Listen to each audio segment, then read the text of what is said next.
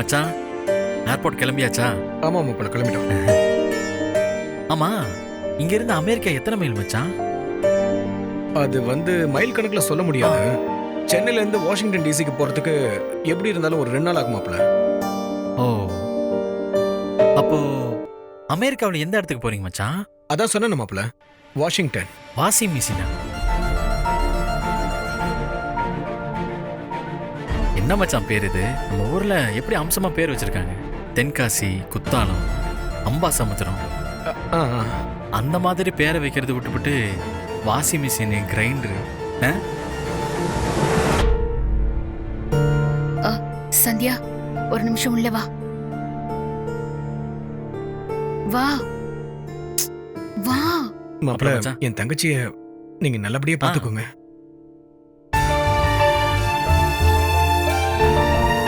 உன்கிட்ட மன்னிப்பு கேட்கிற அருகதை எனக்கு இல்ல.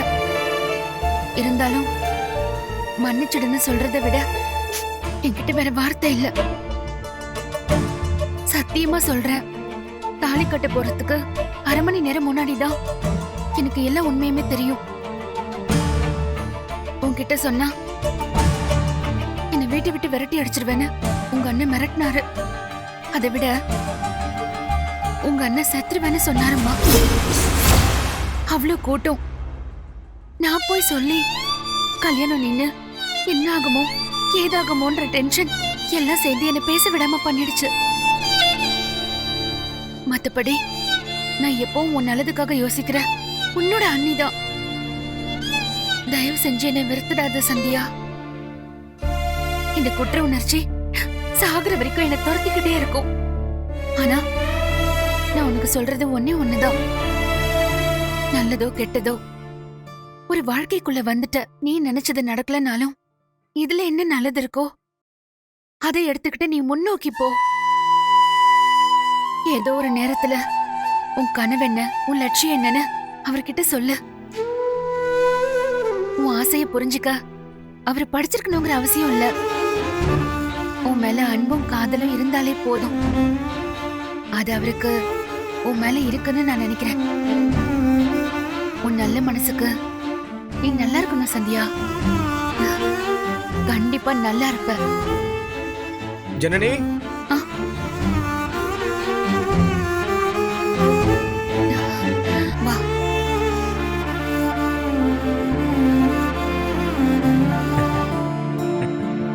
ஜனனி, இப்ப கிளம்புனாதான் கரெக்டா ஏர்போர்ட் போக முடியும். ஆ, சந்தியா, நீ கிளம்பும் போது சாவி பக்கத்து வீட்டுல கொடுத்துட்டு போ. வீடை வாங்கியிருக்கிறவங்க அவங்களோட சொந்தக்காரங்க தான். அவங்க டேக் ஓவர் பண்ணிப்பாங்க. சரி மாப்பிள்ள, நாங்க கிளம்புறோம். சந்தியாவை நல்லபடியா பாத்துக்கோங்க. நீங்களா இருக்கீங்கன்ற தைரியத்தில் தான் கிளம்புறேன். நீங்க எதுவும் கவலைப்படாதீங்க மச்சான். என் கண்ணு மாதிரி சந்தியாவை நான் பாத்துக்கிறேன். இனிமே அவங்க ஆசை என் ஆசை, அவங்க கனவு என்னோட கனவு. நீங்க நிம்மதியா போயிட்டு வாங்க. சரிங்க மாப்பிள்ள, நாங்க வரோம். போயிட்டு வரேன்.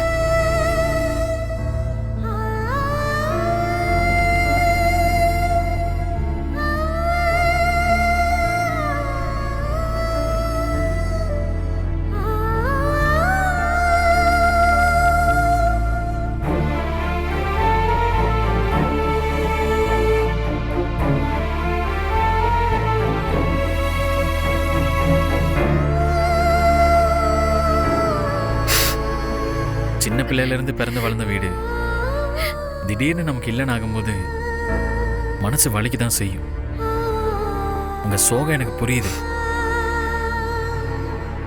நீங்க வருத்தப்படாதீங்க.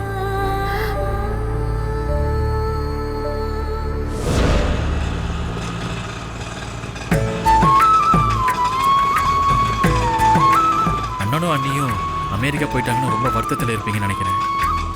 கவலைப்படாதீங்க, அவங்க நல்ல விஷயத்துக்கு தானே போயிருக்காங்க. எனக்கு உங்க கஷ்டம் புரியுதுங்க. ஏற்கனவே அப்பா அம்மா இல்லை, இப்போ அண்ணனும் அண்ணியும் போயிட்டாங்கன்னா பிறந்த உறவு சைடில் ஒரு உறவு கூட இல்லாமல் போயிடுன்னு நினைக்கிறீங்க. அதுக்கெல்லாம் சேர்த்து தானே நம்ம வீட்டில் ஒரு பெரிய கூட்டமே இருக்கு. நாங்கள் எல்லாரும் உங்களுக்காக இருக்கோம். நீங்க அதை நினைச்சுக்கோங்க. அப்புறம் வெளிநாட்டில் இருக்கவங்க கூட பேசுறது இதுக்கு முன்னாடி தாங்க கஷ்டம். இப்போதான் ரொம்ப ஈஸியா நினைச்சாலே இந்த வீடியோ காலில் பேசிடலாம். உங்களுக்கு அவங்கள பிரிஞ்சிருக்கிற நினைப்பே இருக்காது. இவருக்கு இருக்கிற அக்கறை பரிதாபம் கூட என் அண்ணனுக்கு இல்லாம போயிடுச்சு. அண்ணியும் இப்படி என்கிட்ட உண்மையை மறைப்பாங்க நான் நினைச்சு கூட பார்க்கல. 2 பேரும் சேர்ந்து என் வாழ்க்கையில விளையாடிட்டாங்க. இனிமே ஐபிஎஸ் கனவை குழி தோண்டி புதைக்க வேண்டியதுதான்.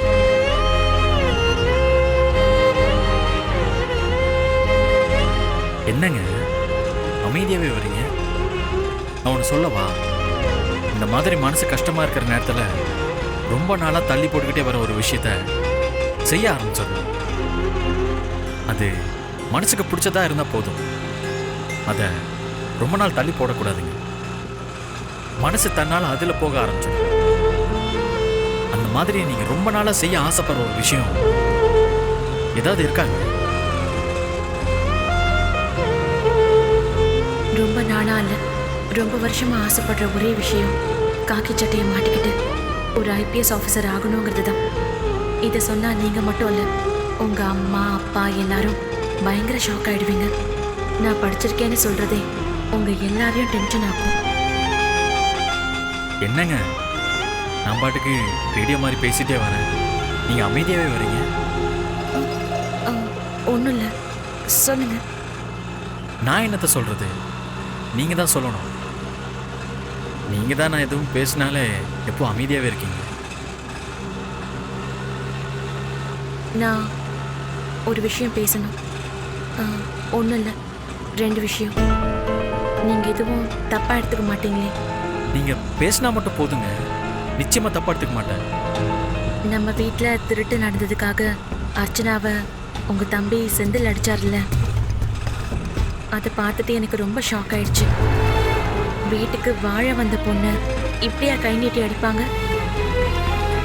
எங்கள் வீட்டில் எங்கள் அப்பா உயிரோடு இருந்த வரைக்கும் எங்கள் அம்மாவை கோவமாக திட்டிருக்காரே தவிர ஒரு நாள் கூட அடிச்சதில்லை.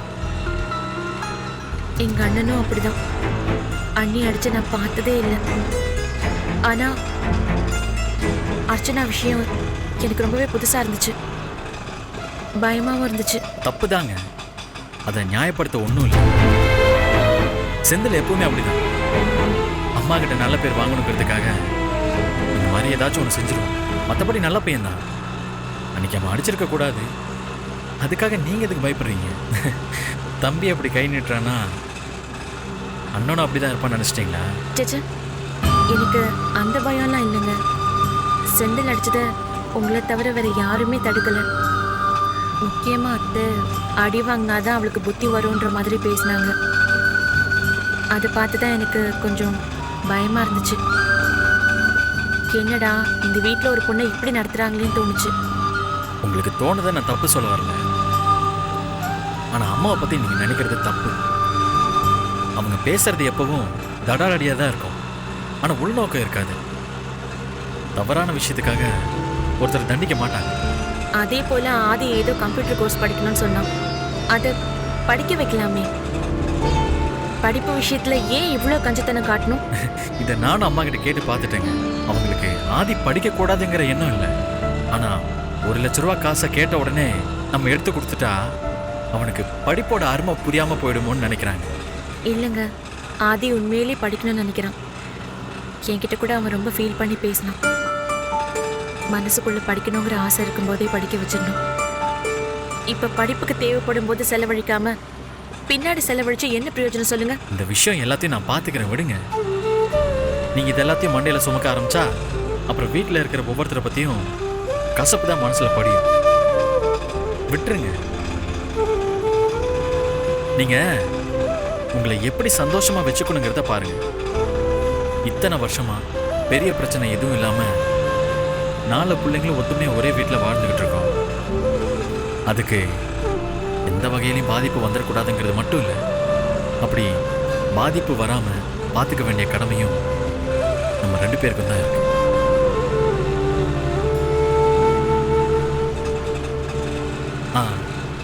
ஏங்க, நம்ம கடைக்கு தொடப்பம் வாங்கணும்னு நினைச்சேன். அங்க தொடப்பம் வித்துக்கிட்டு இருக்கான், அதை வாங்கிட்டு போயிடலாம்.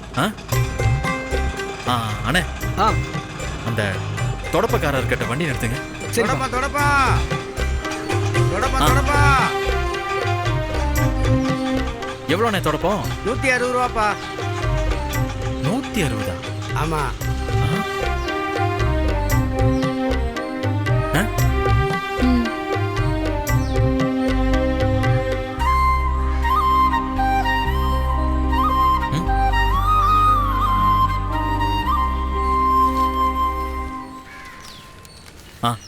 இந்தாங்கண்ணே 130 ரூபா இருக்கு, வச்சுக்கங்க. 160 ரூபா பொருளை 130 ரூபாய்க்கு கேட்டா எப்படி தம்பி? நஷ்டத்துக்கு கொடுக்க முடியுமா தம்பி? எடுத்துக்கங்க, 150 ரூபா கொடுங்க தம்பி. 130 ரூபா கரெக்டாக இருக்குண்ணே, வைங்க. பிடிங்கண்ணே. தம்பி ஒரு 10 ரூபாயாச்சும் போட்டு கொடுப்பா. ஆ. என்னண்ணே நீங்க? கொடுப்பா. இந்தாங்க 5 ரூபா. என்ன 10 ரூபாய்க்கு இவ்வளோ பேரம் பேசுறாரு? என்னங்க அப்படி பார்க்குறீங்க? எந்த பொருளையும் பேரம் பேசி தான் வாங்கணும். விலையை குறைச்சு கேட்க வேண்டியது நம்மளோட உரிமை. ஆ ஆ, சரி வாங்க போகலாம். ஏறுங்க.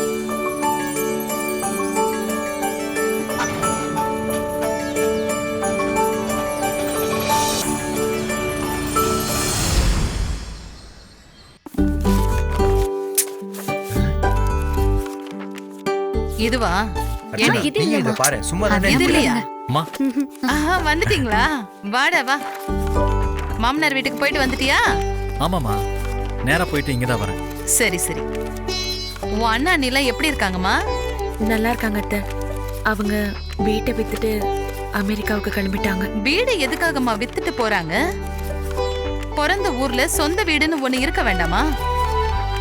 எங்க இருந்தாலும் திரும்பி இந்த ஊருக்கு தானே வந்து ஆகணும். அதை நானுமே சொன்னேம்மா. ஆனால் அவங்க ஏற்கனவே முடிவெடுத்து அந்த வீட்டை வித்துட்டாங்க. ஓ,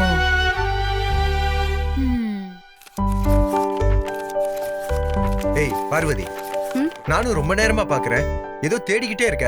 அப்படி என்னதான் தேடுற? என் பர்த் சர்டிபிகேட்டை காணோம்னா ஸ்காலர்ஷிப் வாங்க இன்னைக்கு அதை கொடுத்தே ஆகணும். நானும் தேடி தேடி பாக்குறேன், எங்க இருக்குன்னே தெரியலனா. இவளு என்னடி நீ? முக்கியமான பேப்பரா இருந்தா அதை பத்திரமா எடுத்து வைக்க வேண்டாமா? இதுல இருக்கான்னு பாரு. எல்லாத்தையும் மூளைக்கு ஒண்ணா ஒதுக்கி வச்சேன்னா இப்படிதான் தொலைஞ்சு போகும். உன் பீரோல எல்லாம் நல்லா பாத்தியா? அதுல இருக்கிற சர்டிபிகேட்ஸ் எல்லாம் இங்கதாம்மா இருக்கு. காணுமா? நல்லா தேடு, இங்கதான் இருக்கும்.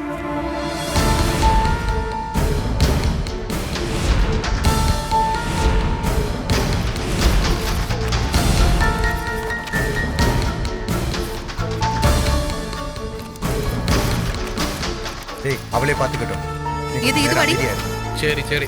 இது இல்லையா? ஆஹா, இது இல்லம்மா, அது வேற. எங்கேயோ கொண்டு போய் தொலைச்சிட்டேன். நல்லா தேடு, இதுக்குள்ளதான் இருக்கும்.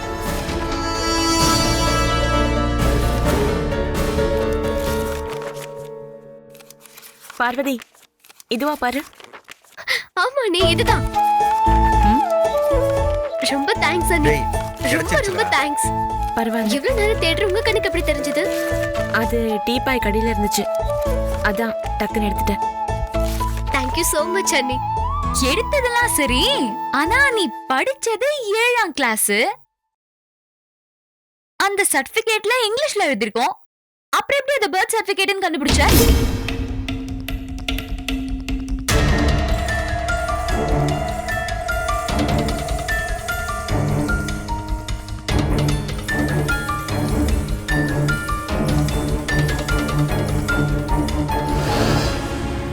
அது அது வந்து எங்க அப்பாவோட சர்டிபிகேட்ஸ்லாம் இப்படிதான் இதே கலர்ல தான் இருக்கும்.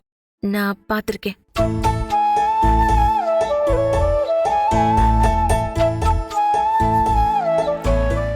இனியாச்சும் இத தொலைக்காம பத்திரமா வச்சுக்கோ. சரிம்மா. புடி.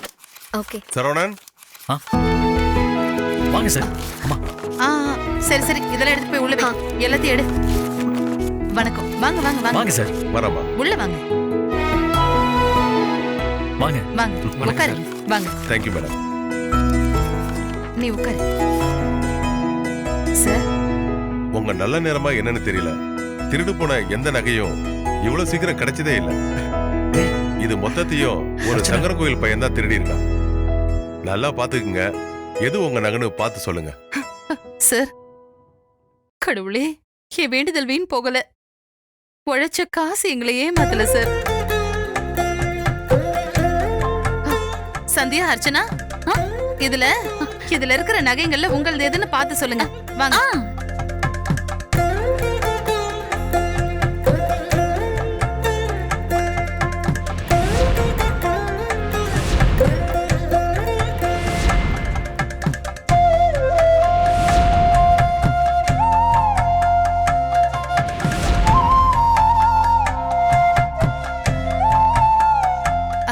இந்த மோதிரம் உன்னோடது தானே? கல்யாணத்துல உன் தாய் மாமா போட்டு விட்டது, அதுக்குள்ள மறந்துட்டியா? பாருடா. அர்ச்சனா, இது நான் வாங்கி கொடுத்த நகை தானே? ஆமாங்க. இதுவா? இது உன்னோடது தானே? ஆமா அத்தை, என்னோடதுதான். பாரு, இது சந்தியா ஓடுது. இது எப்படி உன்னோடதாகும்? உனக்கே உன்னோடது அடையாளம் தெரியல. நல்லா பார்த்து சொல்லுங்கம்மா. இதுல வேற யார் நகையாவது எடுத்துக்கிட்டீங்கன்னா அதுவே பெரிய குற்றமாயிடும். இல்ல சார், இது எல்லாமே என்னோடதுதான். நல்ல வேலை, எல்லாம் நகை சரிம்மா. திரும்ப கிடைச்சிருச்சு. அப்போ ஒண்ணு பண்ணுங்க, இந்த பேப்பர்ல எல்லா நகையும் பெற்றுக்கொண்டேன்னு எழுதி சைன் பண்ணுங்க. சார், ஆ? தப்பா நினைக்காதீங்க. அவ எழுத படிக்க தெரியாதவ. ஓ, அம்மாடி பார்வதி, நீ சார் சொல்ற மாதிரி இதுல எழுதி கையெழுத்து போட்டு கொடுத்துரு.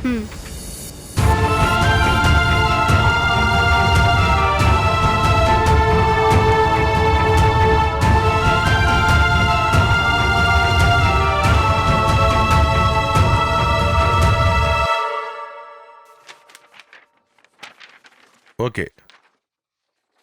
அதுக்கப்புறம் ஏதோ சர்டிபிகேட் மாதிரி இருக்கு, இது உங்களோட தான் பாருங்க. உன்னோடதா?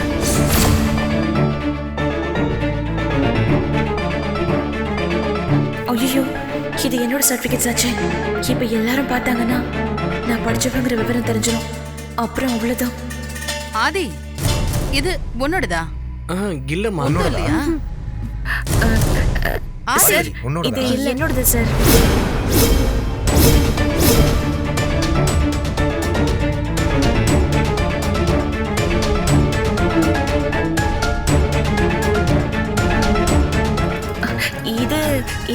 இந்த சர்டிபிகேட்ஸ் எல்லாம் என் அப்பாவோடதுன்னு சொன்னேன். அவரு வேலை பார்த்தது, அவரோட டிகிரி சர்டிபிகேட்ஸ் எல்லாம் இதுல தான் இருக்கு. நகையோடு சேர்த்து இதையும் வச்சிருந்தேன். சரி சரி சந்தியா. சரிங்கம்மா, அப்ப நான் கிளம்புறோம். சரி இருங்க, டீயாவது குடிச்சிட்டு போங்க. போய் போட்டு வேண்டாம் கொண்டு வா. வேண்டாம், போ. அதெல்லாம் வேண்டாம்மா. சரவணன், கொஞ்சம் வாங்க. சரவணன், சார் வழி அனுப்பிட்டு வா. போலாம். சரிம்மா. ரொம்ப சந்தோஷம் சார். நன்றி சார். Thank you sir. அப்பாடா. நல்ல வேலை கிடைச்சிருச்சு. கடவுளே, ஆண்டவன் புண்ணியத்துல காணாம போன நகைங்கெல்லாம் திரும்ப கிடைச்சிருச்சு. இனிமேலாச்சும் ஒழுங்கா பத்திரமா இதையெல்லாம் பாத்துக்கோங்க.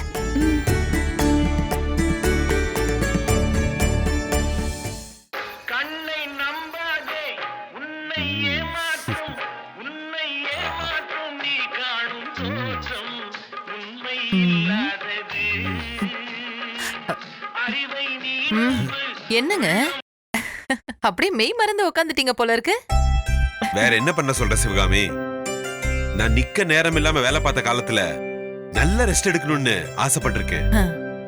இப்ப செய்யறதுக்கு எந்த வேலையும் இல்லாம ரெஸ்ட் எடுத்து இது நரக வேதனையா இருக்கே.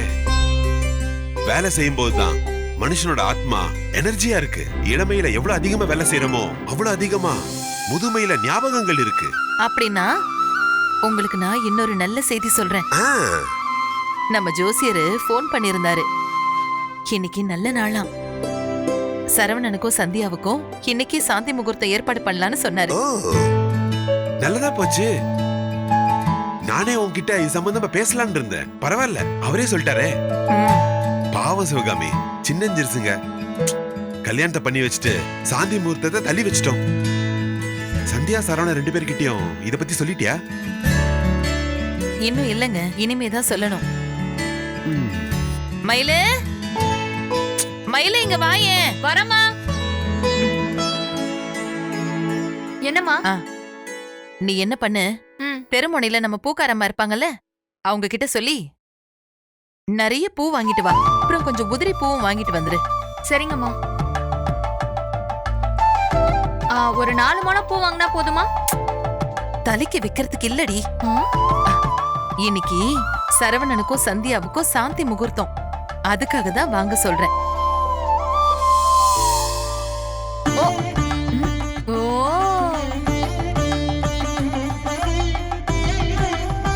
அப்படியா விஷயம்?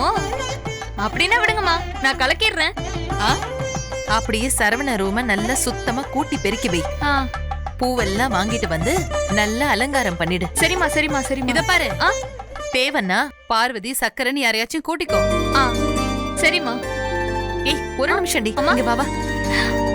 சந்தியா அவ ரூமுக்குள்ள போறதுக்கு முன்னாடி என்ன வந்து பார்க்க சொல்லு. சரிங்கம்மா. சரி. போ.